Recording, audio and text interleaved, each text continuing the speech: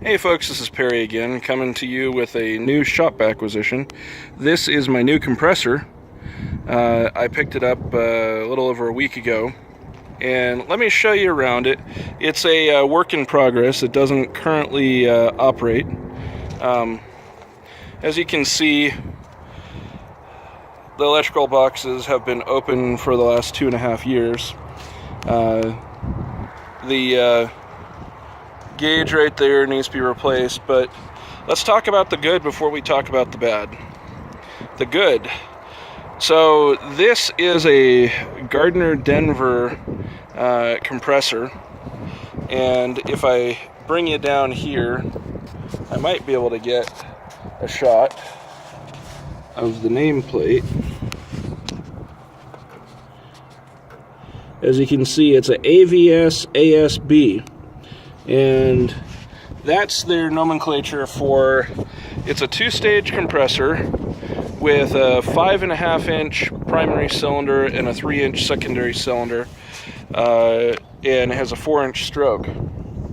Now what that means is that this compressor at the rated 910 RPM flows about 33 CFM, and if you take the rule of thumb for compressed air horsepower, which is about 3.5 CFM per horsepower for a 2-stage industrial compressor like this with intercooler, then you're looking at a 10-horse motor making about 35 CFM of air. Now it is a 120-gallon tank, and I've never seen this brand of compressor before, but when we look at this nameplate here, you can say it was built in 1964. So this has been rebuilt approximately 30 years ago. It was rebuilt by a company that owned it in Bend, and I don't know any of the history after that. The guy that I bought it from was told that it was used for a year and then it sat in a warehouse building for the last, ostensibly 29 years. I don't know how accurate that is, but what I do know is that when I checked the oil on it,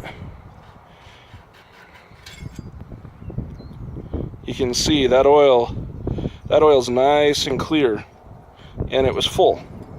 So now I haven't been able to actually run this thing yet, not in earnest. I have had the motor spinning over, but I'm going to need to put a VFD on it because what you might call the crowbar voltage for this, or the spin up amperage is 200 and something amps, and I don't have 200 amps. My phase converter pops the thermal overload after about 5 seconds because it doesn't have enough oomph to start this. But what I did find out was that it produced about 35 to 40 psi of oil pressure. Now that's one of the things that makes this compressor unique from, say, an Ingersoll Rand T30, which, I wouldn't say that's unique. They offered this in a splash lubricated and a pressurized version. This one is a pressurized, so it's got a crankshaft with taper roller bearings here and an oil pump, and so it actually sucks oil up and pumps it down the center of the crank, and there's the 2 connecting rods like an automobile with standard Babbitt bearings and whatnot. I don't know, if the pump is in good shape or not, but folks, that contactor's seen better days.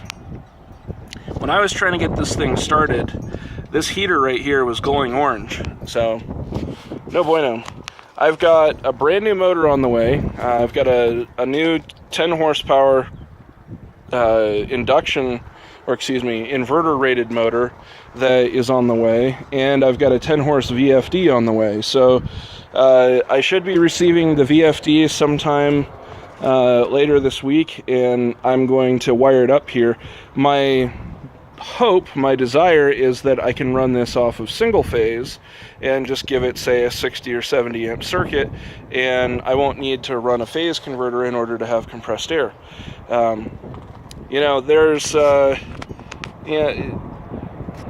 variety of things that I can do, but suffice it to say, this compressor is really well built. you know, I've worked on some Ingersoll Rand T30s, even some old ones, and they didn't have 3/8 inch thick steel for the compressor mounting plate. And you know, this pressure vessel here, this is 120 gallons, and it's got a 1/4 inch wall thickness here, and then the head thickness is 3/16. And if you look at the motor mounting plate here, there's a mile of adjustment there, both width and length, so I'm not too worried about the new compressor motor not fitting properly. And then you know, this motor is ancient. You know, it was built back in the 60s, and this is not even a fan-cooled motor. It's a totally sealed motor, cast iron, weighs over 200 pounds. The replacement motor I'm getting weighs 211 pounds, and I have to imagine that this probably weighs at least that much. Hence, you pop this little thing out right here, and that's your lifting eye place, so you can get this motor off of here. Now, this pump right here, it weighs 670 pounds. So if you figure 670 pounds for this, 200 and let's say 250 for the motor, and I know that the tank, just the steel on the tank is good for about 315 pounds.